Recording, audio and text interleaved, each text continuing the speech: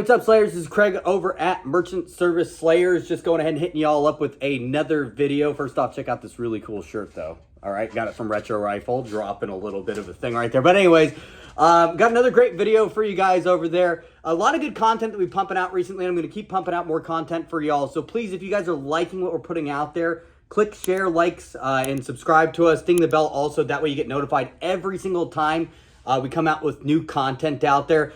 Enough of that. Today, I got something really cool for y'all. I want to talk about one of my go-to closes that I utilize with cash discounting out there, and it's something that I teach my salespeople to do all the time. It's something you should absolutely throw into your presentation book.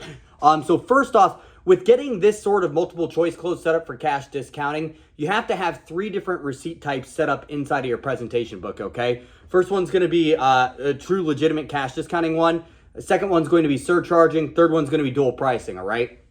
So if you've watched my other videos, you've seen me kind of go into this a little bit throughout my entire sales process, right? And I'll have them link those videos in here so you can see my entire sales process. But, you know, on this certain step, what I'm doing and the reason why I have this in there is because I'm going to throw a multiple choice close at them as sort of like my green light, right? A green light. Typically, what a lot of salespeople do when they're new, they'll say, hey, if I could, would you? Or if I do this, would you do that? Would you come on board with me today? Blah, blah, blah. You know, that sort of deal. I don't like that. I think that's overdone. I think merchants have heard it a billion times. I think everybody's heard it a billion times.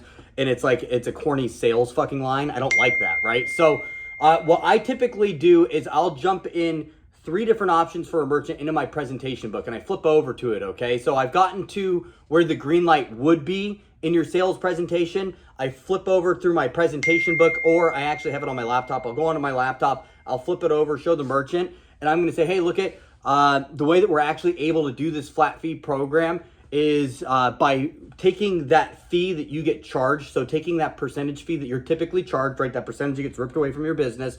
And what we do is we go ahead and build that into your line item. We build that into your pricing, pushing it back onto the person who's getting the rewards points, the person who's getting the frequent flyer miles, all that stuff, and making sure that you're getting 100% of your sales over there. Now, there's a couple of different ways that we're able to do that, Mr. and Mrs. Merchant.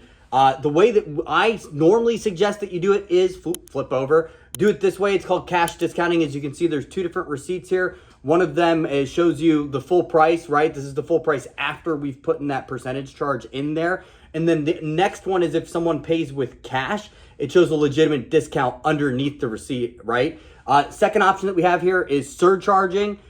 With your type of business, if it's a restaurant, I'll normally say, hey, with your type of business, I don't suggest doing surcharging just because your waiters and your staff might get less tips. I throw that in there as a way to earn brownie points, right? But let me continue on. So surcharging, the way it looks is if you have a $10 item, underneath it, you're going to have a 40-cent fee. Underneath that, it'll subtotal it down to $10.40, let's say. And then underneath that, it's going to add tax roll at the very bottom, right? And then I go into the dual pricing method to where I explain to them similar to what gas stations do. I show them receipt to where it displays 2 different prices on there, a cash and a credit price.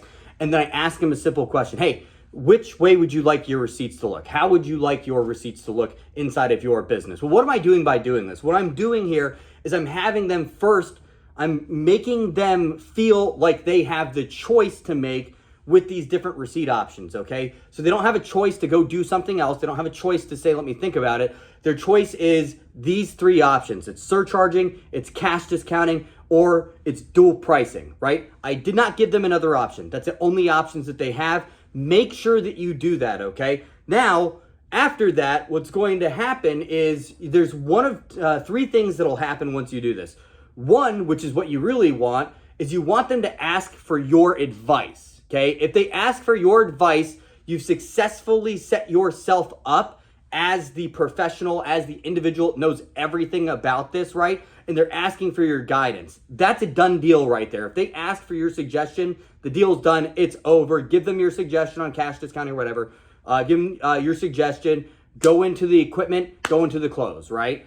Now, if they choose themselves, that's also good. The last option that majority of the time it won't happen, but it will happen every now and then. They'll say, hey, look, I don't want to push the feedback onto my customer. You do still get that by doing this, right? And at that point, you have to go ahead and obviously rebuttal that objection that you're getting right there. But that's exactly how I do it. If you guys want to go ahead and get a copy of the pitch book that I use while I'm out there in the field or that my sales agents use, please go ahead and comment on this video stating, hey, I would like a copy of that. And go ahead and send us a message with your email address and we'll get that over to you. All right, ladies and gents, I hope y'all are enjoying Christmas time out there, enjoying time with the family or doing whatever the hell you do, right?